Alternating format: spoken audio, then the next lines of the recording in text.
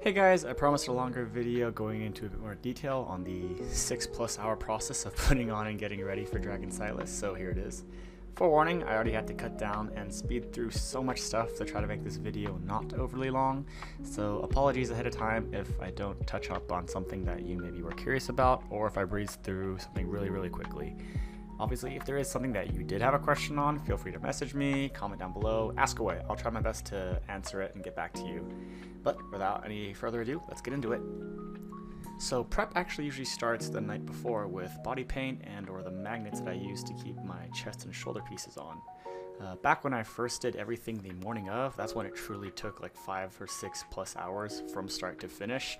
And since then, I've learned that I can actually do some of these other parts like this ahead of time, just to spread the load out. The paint that I usually use is this body paint that I got from Narrative Cosmetics that I found, and it's activated by 90+ proof alcohol, which is why I am not afraid of washing it off in the shower or sweating it off through the day, because once that is on, it stays on for a good amount of time. I'll generally do a general outline the night before, and then I'll touch it up with details the morning of cosplaying.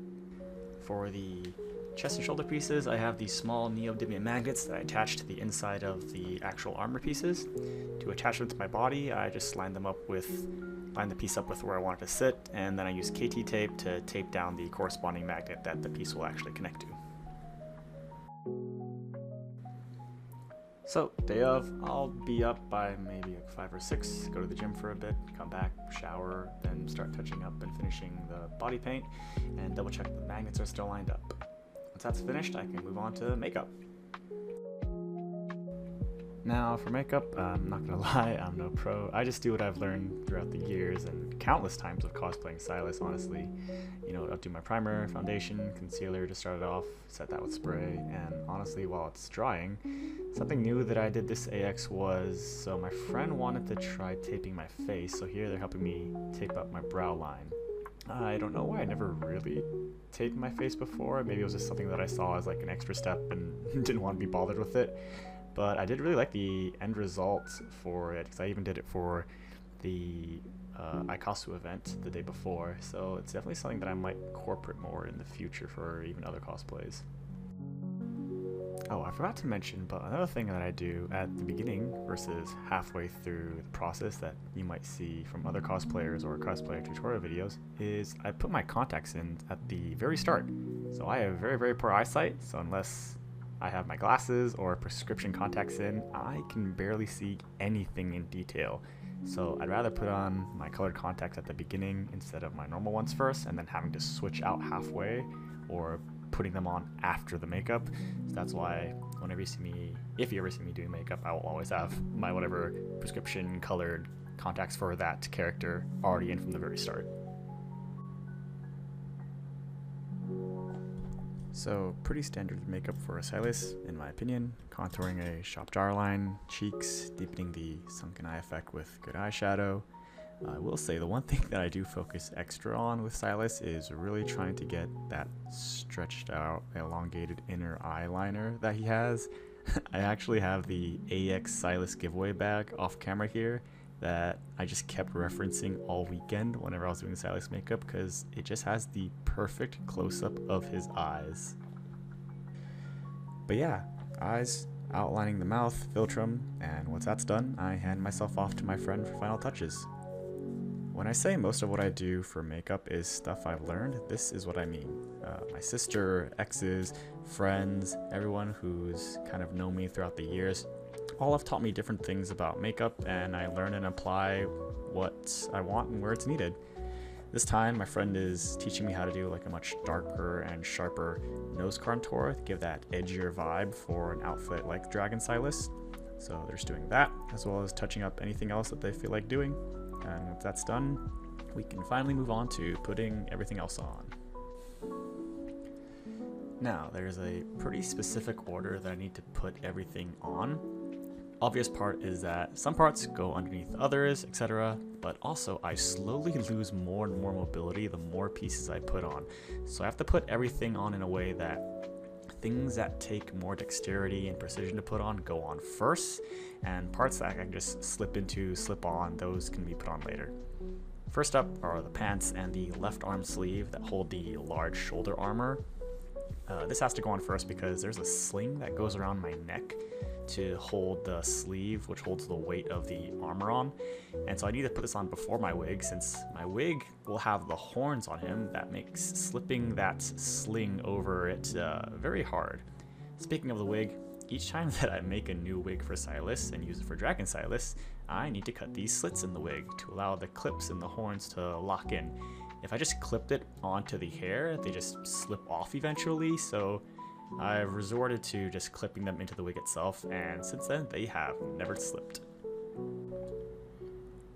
Once the wig is on, I start to assemble the spine piece that attaches to and hangs from the piece that clamps around my neck.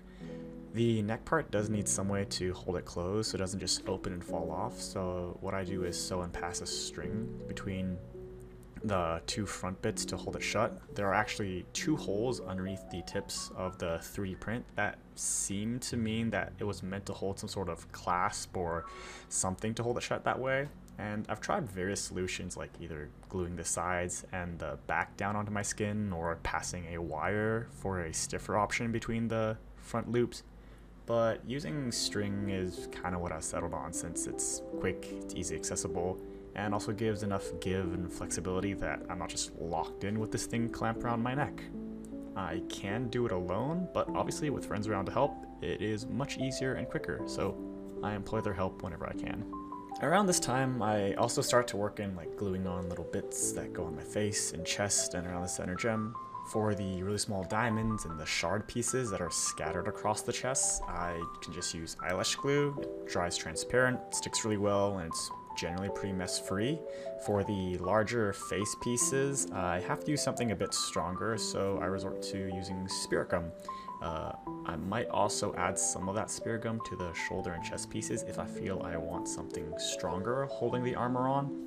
With how busy convention areas can get, I'm usually a bit scared sometimes of bumping into something or someone and maybe knocking a part off, so this gives a little bit more security that if that does happen, a piece won't just fly off.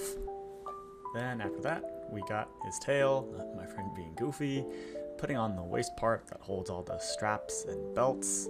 This waistband holds so much weight in terms of fabric, belts being attached, that I've sewn so many additional Velcro straps, snap-ons, just to keep it up. Speaking of belts, Dragon Sylus has the classical lads trope of having way too many belts in this outfit, and even with how many times that I've put this on, I still get turned around in figuring out which belt attaches to which Velcro strap around their waist. If it's upper or lower part of the belt, does it go above the waist and below, how does it string through, where does it hang, all that fun stuff. So yeah, I'm pretty sure other people can relate to this part.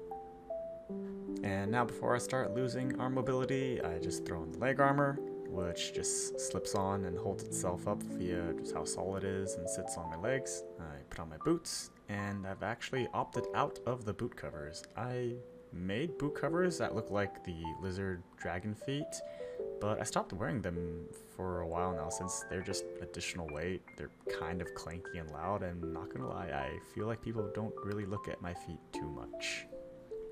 So yeah, final phase of everything. I can start slipping on the right arm sleeve, making sure the wig, armor, everything else is solid, spray down any stray bits, glue any loose pieces that I feel like, and then I can start slipping on the bicep armor, and then the left shoulder piece, which really easily just attaches to 2 long Velcro strips that run along the left shoulder. It just hangs off of that, honestly. I'm surprised that has never fallen off. Last thing then is the forearm armor, and I then just leave the gloves and claws off until I get to the event. This way I can still use my hands until then. And with that, I'm ready to go. That is everything. So yeah, I hope you enjoyed this walkthrough. If there is something you'd like to know more of, just let me know, and I hope to see all of you someday at an event or a convention. But for now, I'll catch you guys later. Bye.